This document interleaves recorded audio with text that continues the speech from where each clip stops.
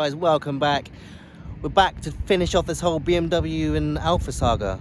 We get to go pick up the BMW and we just need to make sure it's all okay and pick it up and see Karl's face when he gets his baby back.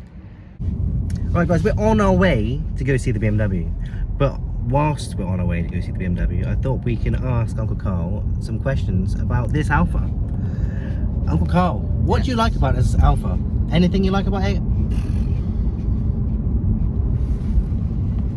I don't know really. No. No? So you prefer your BMW in basically every way? Basically, yeah. Give me some bad things then. Give me some negatives. Fuel. Fuel is a bad one. Oh, go on. Done not even 200 miles and I put 7 quid in it. 70 quid? 200 miles? Hasn't been that heavy either. So I've had a couple of plane moments, but nothing drastic. Yeah. Has it got a trip computer? It does, yeah. And what's the MPGs? What's it saying? Right now, 14.8. Have a look. Is it on there? It is. It's on there. Jeez. 14.8. And then in the BMW, driving it the same on a daily, what sort of thing are you getting? Like minimum of 30, like generally 30 to 35. And that's also That's like double as well. Basically getting double the fuel, Yeah. and it's quicker. Yeah. Anything else then? Yeah, there was one other thing that was like proper annoying. Oh, put a foot down to the floor when I did have a little play. 2 seconds. Oh, there we go. Got you. The delay and everything. Hell of a delay. So the responsiveness is not there, the road comfort's not there, the fuelage is not there. It's like it's a nice new modern car, but other than that, that's basically it. It's just new. Basically, she's pretty. That's it. She's pretty, and she's new, and that's all she wrote. Well, there's probably some bad news to any Alpha lover, but good news to any BMW lover that you miles ahead in the old performance. And considering my Beam is like what now, 8 years old, maybe 10 years old, something like that. 10 years old, yeah. It's 13, isn't it? 13. Yeah, something like that. Yeah, 9 years old, and this thing's brand spanking new. Oh, you were saying something about the seats though. When you get out, when Karl gets out, the seat courtesy slides back to try and help him whip his leg out. How cool is that? It's designed for old people, surely.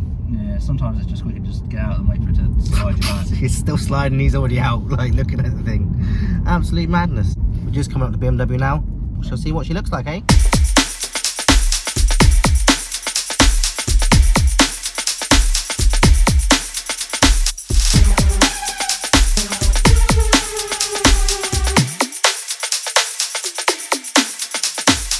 Well, unfortunately guys, a little bit of bad news. We checked out the car before picking it up, as you do, as you should do, always before taking away a car that's had a little ding dong.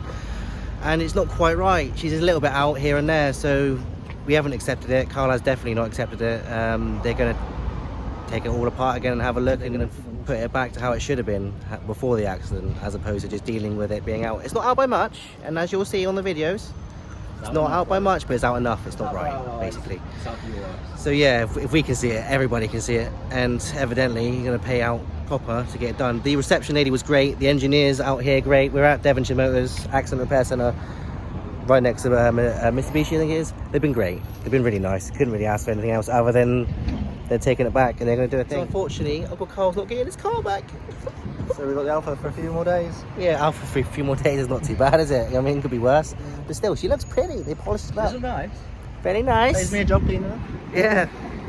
Very nice.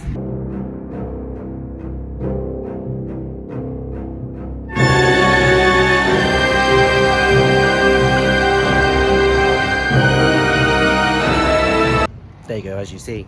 One side is just slightly out. It's not much, but it's enough to... Yeah, it's not a happy Karl, unfortunately. He hasn't got his toy back, but it is what it is, isn't it? So Uncle Karl doesn't get his 30 mpg plus in his wheelies and his 4x4s and all the crazy stuff. It isn't back yet, Karl. But hey, it is what it is, guys. On a positive note, we will be doing more things back to this MX-5. We have to sort this power steering out. I've been talking about it for ages. I changed fluid on it once, so we're still overheating. I know it's going to be an endless battle all the way up until I get an electric power steering situation going on. But I am going to change the pump and reflush the system, do it properly, and try and see if we can get any more life out of it. I mean, so yeah, our next video is going to be that. We're going to go do some power steering stuff. We didn't get the result we wanted. We wanted to go and play in this thing next, but It is what it is, guys. Anyways, thank you very much for watching. Burn rubber, know your soul. Before leaving, I thought I'd show you a thing real quick. I've been doing some welding-ish. I've been trying to glue things to things. Mr. Thomas Profab over here, look. Mr. Sparky Spark. He's been showing me a thing or two.